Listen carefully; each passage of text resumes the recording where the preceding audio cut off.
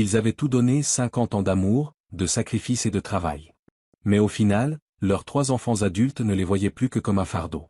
Un matin à Salamanque, en Espagne, Isabelle et Julian Moral furent abandonnés comme des déchets sur le bord d'une route. Ce que leurs enfants ignoraient, c'est qu'en se débarrassant d'eux, ils jetaient une fortune de 18 millions d'euros, et la chance d'avoir une véritable famille. Restez avec nous, car cette histoire montrera comment la trahison peut rompre les liens du sang, comment des étrangers peuvent devenir la famille dont nous avons toujours eu besoin, et comment le destin délivre parfois la justice de la façon la plus inattendue. N'oubliez pas de vous abonner à notre chaîne pour plus d'histoires comme celle-ci et dites-nous dans les commentaires depuis quel pays vous nous regardez. Dans un quartier tranquille de Salamanque, l'aube tombait lourdement sur la maison des Moral. Isabelle Moral, 72 ans, se réveilla avec cette même douleur sourde dans la poitrine, une douleur qui n'avait rien à voir avec l'âge ou la maladie. C'était la douleur de se sentir indésirable. À côté d'elle, son mari de 78 ans, Julian, reposait sans paix, sa respiration irrégulière à cause des médicaments qui maintenaient son cœur en vie.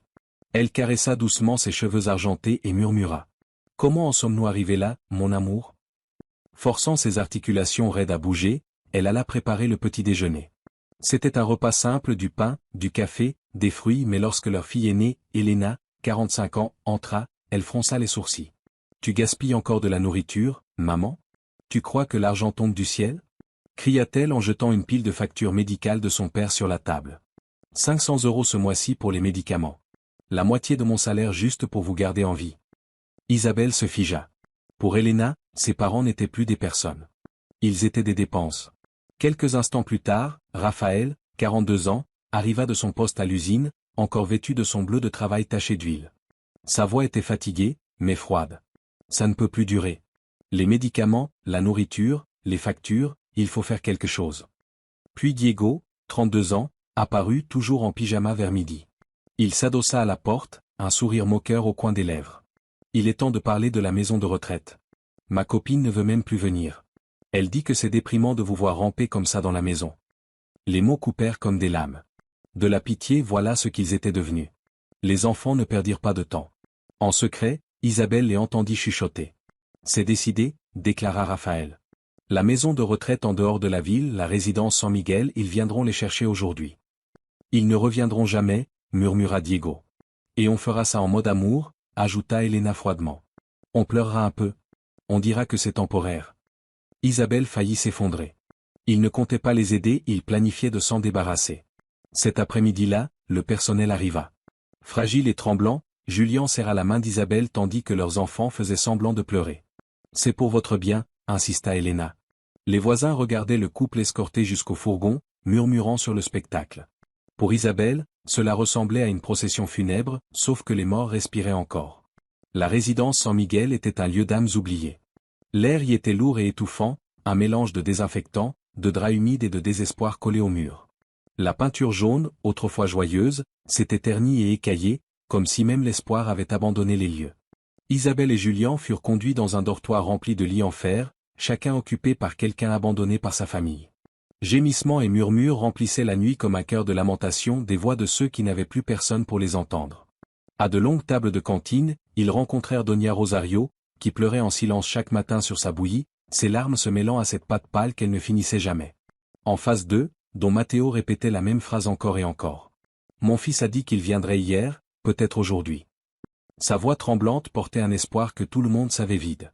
Chaque répétition poignardait un peu plus le cœur d'Isabelle. En quelques semaines, la lumière de Julian commença à s'éteindre. Cet homme qui avait bâti sa maison brique par brique, qui avait rempli son jardin de rires et de citronniers, restait maintenant assis devant des assiettes froides qu'il ne touchait jamais. Ses épaules s'affaissaient, comme si le poids de la tristesse était devenu trop lourd. La nuit, sa main tremblait dans celle d'Isabelle, et ses yeux devenaient chaque jour plus éteints.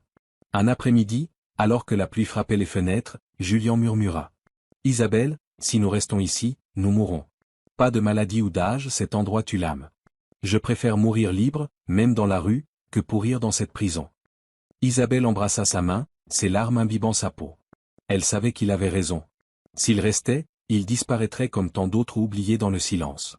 Dès lors, ils chuchotèrent comme des fugitifs, planifiant leur évasion. Chaque détail comptait, les rondes des infirmières, le grincement des portes, les heures où les regards du personnel se fermaient dans la fatigue. Leur seule arme était l'espoir et ils s'y accrochèrent de toute leur force, car ils n'avaient plus que cela.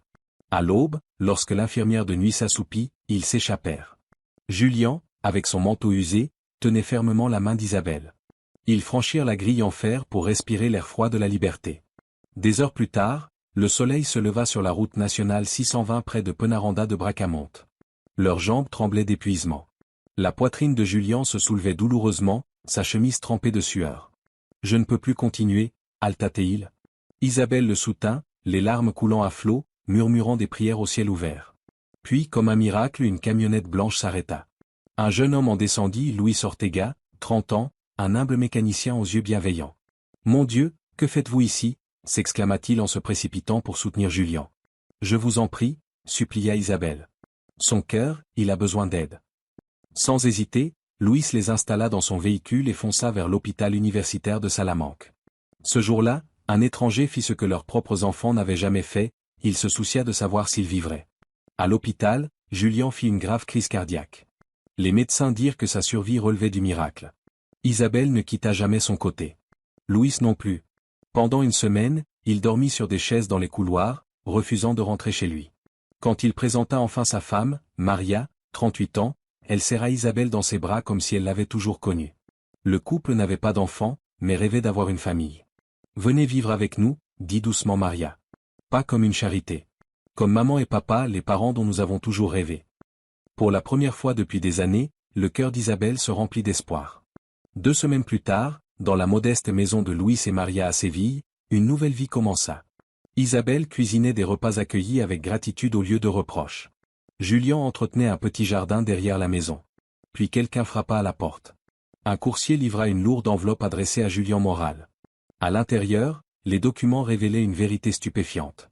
Son grand-père, Santiago Moral, lui avait laissé 12 propriétés à Madrid et Salamanque, ainsi que 18 millions d'euros.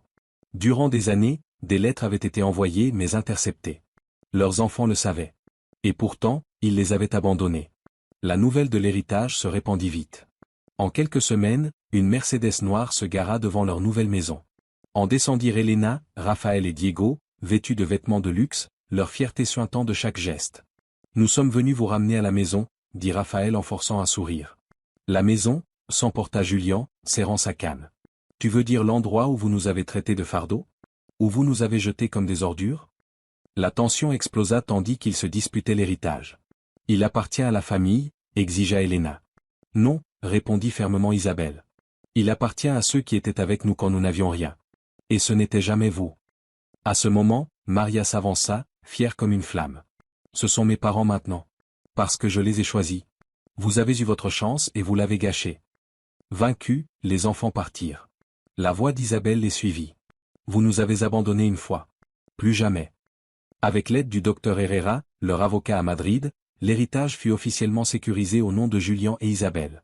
Pour la première fois de leur vie, ils ne vivaient plus dans la peur des factures ou de l'humiliation. Assis ensemble au bureau de l'avocat, ils signèrent les documents avec des mains tremblantes, non par peur, mais par l'émotion de reprendre enfin le contrôle de leur destin. Là, ils réécrivirent également leur testament.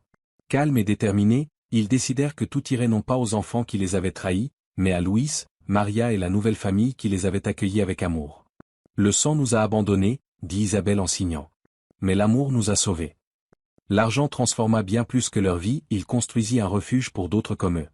Luis et Maria agrandirent leur maison de Séville en un abri pour les anciens oubliés. Doña Pilar, avec ses histoires de jeunesse du Nord, y trouva la paix. Don Esteban, qui dormait dans les gares, avait désormais un fauteuil près du feu et quelqu'un pour rire à ses blagues. Un par un, d'autres arrivèrent, jusqu'à ce que la maison soit remplie de rire, de musique et de vie. Pour Isabelle, chaque sourire autour de la table prouvait que l'argent pouvait faire plus qu'acheter du confort, il pouvait rendre la dignité. De temps en temps, des lettres arrivaient avec une écriture familière. Elles venaient de ses enfants. Supplications, excuses, justifications. Elle ne les ouvrait jamais. Une par une, elle les jetait au feu de la cuisine, regardant le papier se recroqueviller et noircir. Ils l'avaient effacé de leur vie, maintenant elle les effaçait de la sienne. Et à mesure que chaque lettre se transformait en cendres, elle se sentait plus légère, plus libre, plus certaine d'avoir choisi la vraie famille.